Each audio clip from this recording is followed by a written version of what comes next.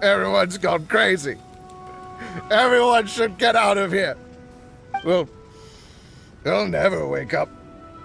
But I was right, my precious. You are invincible. Precious? What's his precious? A miracle machine. Definitely not impossible. I think he's referring to that machine. What a drunkard. Oh, goodness. The smell of alcohol. Mein Fräulein, please allow me to fan the fumes away with my wings. Oh, excellent. Please, fan them away for me, too. Certainly. I've checked the surroundings, but there's no one else here. Isn't that strange? The Fatui is a big organization, but he's the only one left at this camp. What's more, we didn't even see him the last time we were here. Even the larger gentleman from the first time is missing. I think they must be hiding somewhere. As for why they may be hiding, I'm afraid we'll have to ask him. But he's as drunk as tone-deaf Bard! Should we wait for him to sober up? Cleanse him with the holy spring of punishment. Mein Fräulein means to splash him with water. Ooh, sounds like a good idea! Let's try.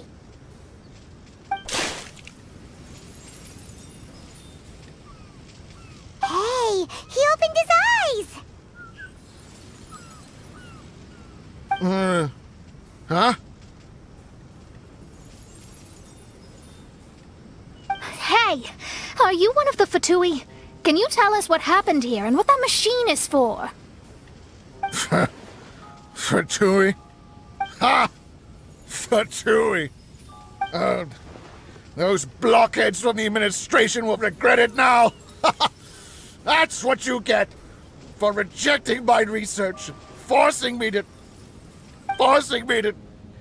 conduct my research on this deserted island. My precious! My precious! Why is he crying? Looks like he has a lot of pent-up emotions. You mocked me! And my precious invention! You don't know anything about the future!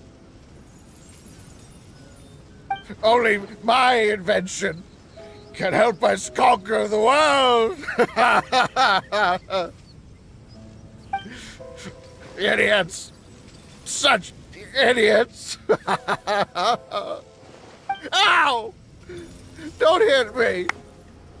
I won't blow up the lab again. I'm sorry. I didn't mean to. This man's gone insane. There's no way we can communicate with him. He wasn't like this when we first met him. It looks like the effects have grown worse, to the point of driving him mad. My manuscript. My manuscript. Only that can save. Manuscript? Where is it? Don't yell at me. Don't yell at me. Fischl, don't yell at him. Then I'll... Let me try.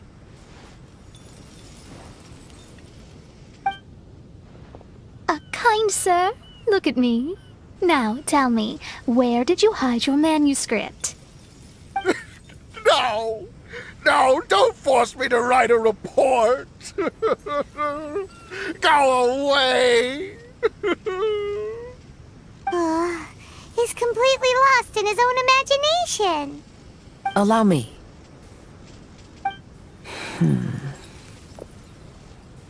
Please excuse me.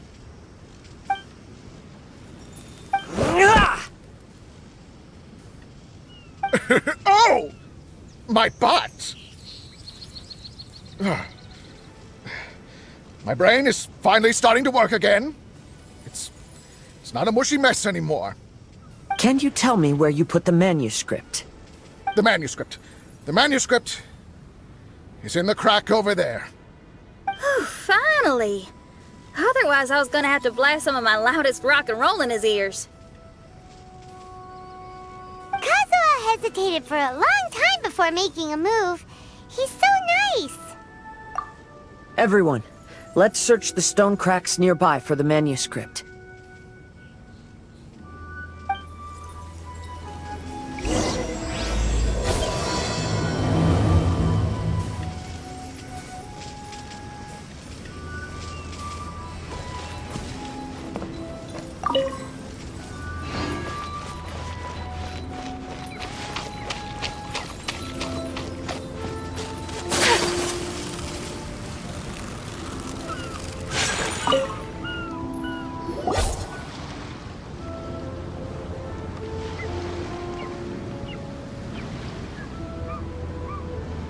Found it!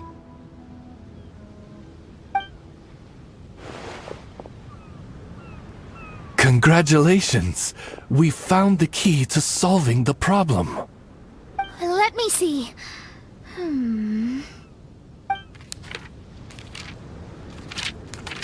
Just as I thought. This machinery, named cognitive mimicry, is capable of altering the state of people's brains. It was invented by the researcher we met earlier. His name is Persakov. According to the manuscript, the Fatui officials did not support Persakov's research. They believed he had taken the wrong path. But Persakov insisted on putting his machine to use. In order to achieve that, he disassembled the machine and used his connections to transport the parts to this deserted island. How did they find this island? The Fatui's intelligence network is not to be underestimated. Persakov was dead set on carrying out his experiments on this island. Most of his subjects were junior Fatui soldiers who all signed a waiver beforehand. It looks like they really thought this machine would benefit the Fatui. How does the machine work? That's most likely top secret. The manuscript didn't reveal any details, but Persakov did mention that the machine was modeled after the power of a god. Does that mean there's a god connected to these dreamlike mirages, and the Fatui found a way to research it? Clearly. Otherwise, they wouldn't have been able to reproduce the god's power. Anyway, Persakov's experiment did not go as planned. The machine broke down just days after it was activated. They tried to fix it, but the technologically illiterate Fatui soldiers completely ruined the machine. Even its most important component of all, the crystalline cores, got ejected and disappeared. A testament to the importance of maintenance in all aspects of life. I believe we can all learn something from this. Persakov may be a mad scientist, but he didn't want to see his subordinates suffer. Besides, if he didn't solve the problem, he would end up going insane as well. As a last resort, Persakov went out on his own to look for the cores. But he was just a sickly researcher, unfit for the task. He had to give up. Then, Persakov went searching for the soldiers who had gone mad and strayed from the group, and took them to a hidden cave. I think that was where they were at the day we arrived on this island. Persakov was taking a strong Fatui soldier somewhere. Yes, it took Persakov all of his strength to get all the missing soldiers into the cave. He tried to snap them out of it with music and poetry, but nothing worked. We came here once, but there was no one around. Come to think of it, that must have been the day Persakov was busy gathering the soldiers into the cave. There's good news and bad news written on the last few pages. The good news is, Persikov managed to figure out the location of the crystalline cores by piecing together the snippets of information he could get from the delirious soldiers. The bad news is Persikov failed to revive them and eventually succumbed to the device's influence himself. The last few pages of the manuscript are just unintelligible drunken scribbles. It appears that the responsibility for this issue now falls to my retainers and I. There's a map in the manuscript. The markings should indicate the locations of the crystalline cores.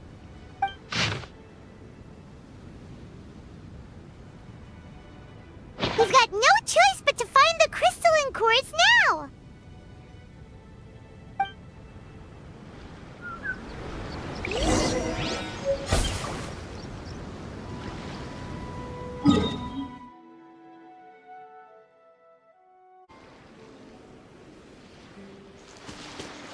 Time to act.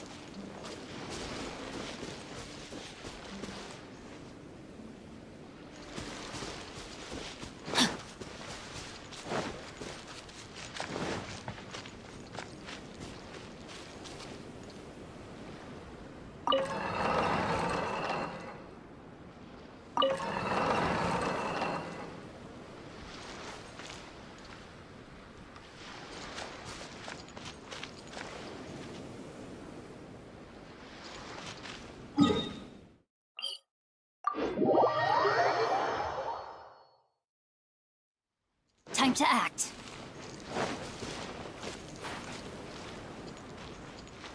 Body and mind.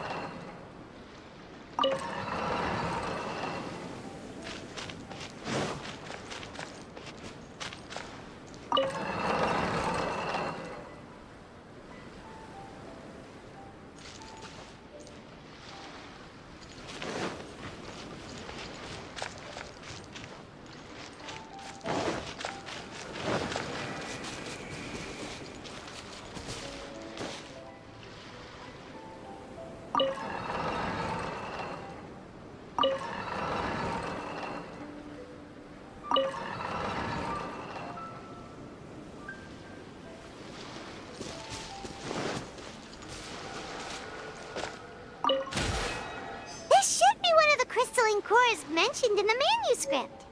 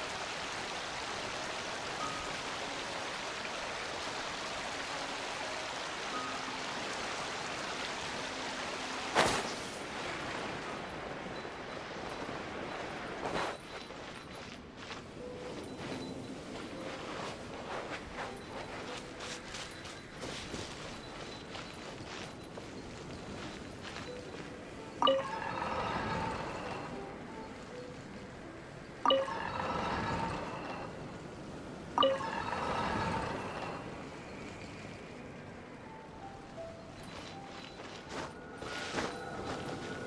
found all the crystalline cores!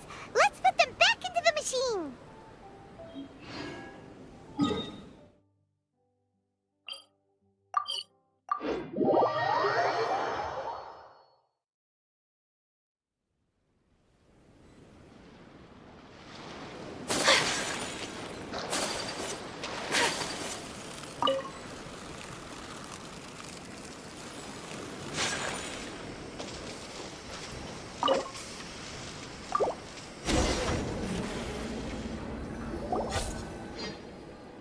We've inserted all of the crystalline cores, Mona. Is that all we needed to do? I think so. That's what the manuscript says, anyway.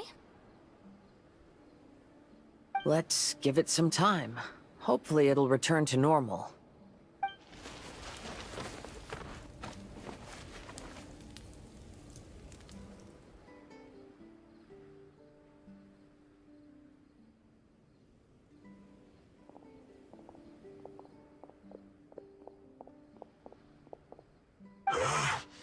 Someone's in our camp. Hey, who are you people? Hold on. Look at the machine. Is it fixed? What? But Mr. Persikov is still lying on the ground over there. We're the ones who fixed the machine! Yeah, you're welcome! We could have had a nice, relaxing vacation if all of this hadn't ended up occupying so much of our time. Apologize to me and my retainers at once. Huh? Oh no, I'm out of here. Hey! Don't leave me here on my own! Mr. Persikov's still there! We need to save him! Those two definitely seem a little more lucid now. It looks like we succeeded. Yay! Let's get out of here then! Paimon wants to spend the rest of this vacation back at our own camp. Yeah, but it feels like our camp now. Kinda like our temporary home. Then perhaps we should call it the Embassy of the Imanakreich and Dodoland. Huh? No! That's too many words! Paimon would prefer something easy to remember. Come on, let's go home now.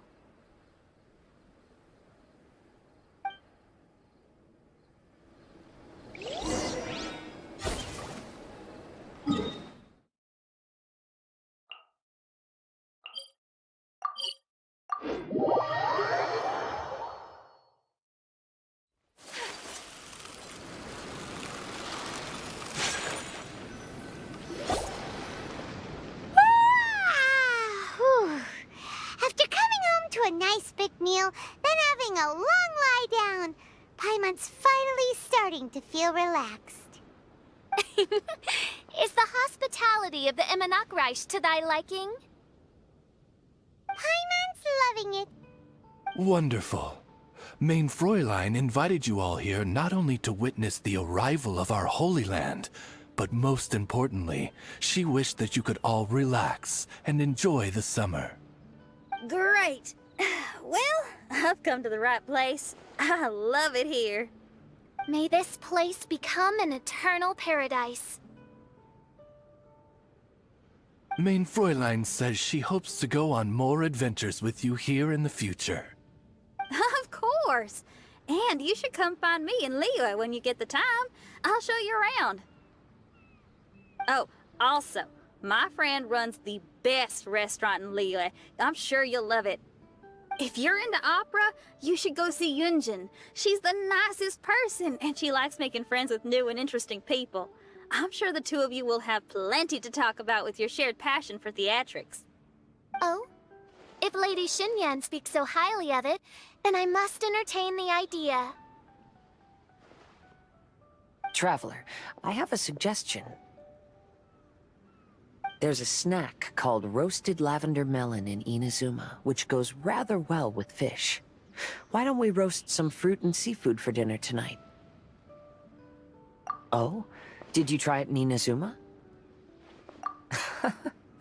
That's great. You know, I want to follow your example and travel around the world. Hopefully, I can also make good friends along the way. That means a lot coming from you. Ah, you're all here.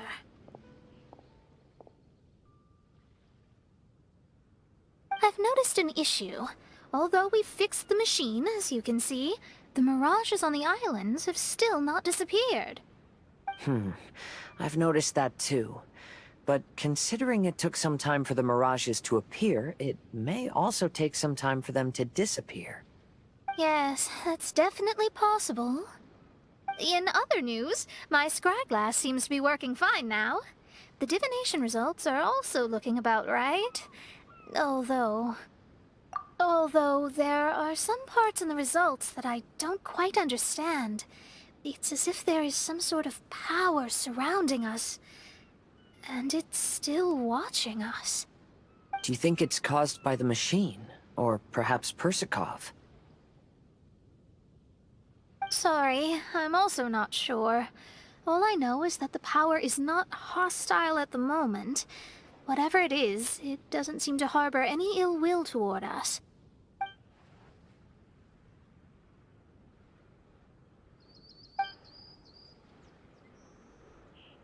Well, although there's nothing left to disturb us and we can finally kick back and enjoy our vacation, we still ought to be cautious while we're on these islands. I will keep seeing what the stars say every day. I promised Fischl that I'd be her guard. I can help. Good. I'll be counting on you. Goodness knows why those girls are so carefree about everything. I suppose it falls to me to be extra vigilant. Oh, coming. Oh, so we're gonna call the tone-deaf bard, right?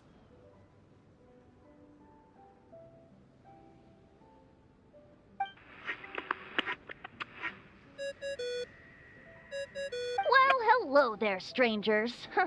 You finally called. I thought you were having so much fun that you'd completely forgotten about me. Nope. Oh, tone-deaf bard, a whole bunch of really strange things happened.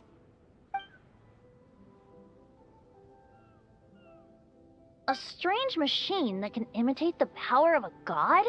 Wow. I didn't know the Fatui had plans like that. Their imaginations are truly running wild. So, judging from your tone, it sounds like you don't know any more about this than we do. Alas, I am but a humble bard who sings for his Mora in the tavern. Why would I know anything about it? Ugh, so annoying. But other than that, did you two have fun? We did! We ate a lot of yummy food and saw loads of amazing things! It was really cool! That's good. The point of traveling is to record any feelings stirred along the way. As long as you had an unforgettable experience, this journey has served its purpose. As for the mysterious voice, although we don't know who it was, not only did she not harm you, she also helped you to gain a better understanding of each other, right? If you look at it that way, maybe she meant you well. I mean, if she was able to intercept Alice's communication tool, I'm sure she's also plenty capable of attacking you. Tone-deaf bard is right. I'm glad to bring you some peace of mind. Just enjoy your vacation to the fullest. And don't forget to tell me all about the marvelous mirages when you get back. I want to record all these beautiful memories and turn them into ballads. Every summer will become an unforgettable song. Then I'll just wait for your return. Happy vacationing! If tone-deaf bard thinks it's okay, then maybe there's nothing to worry about. After all, tone-deaf bard is still a god. We should probably trust him. Let's head back. We don't want to keep everyone waiting. Hold on. Didn't Fischl say earlier that she's going to catch some crabs? Oh, Paimon wants to go too! Now you have solved the mystery. Doesn't it make you feel happy? Satisfied?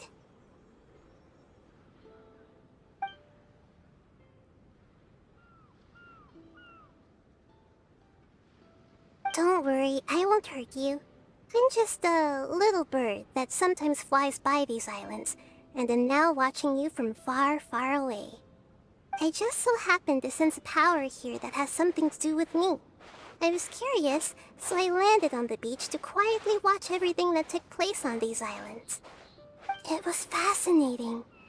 The ones who came here to work were so busy, and yet I still saw genuine smiles on their faces from time to time. And then all of you arrived later on, bringing your glorious dreamscapes and wonderful willpower. Your dreams are like the pure and delicate bubbles floating on the water. The more beautiful the illusion, the more it fascinates me. I'm not able to travel myself, but I do admire free spirits like yourself. So, I helped them design a little something for you all. I hope you liked it.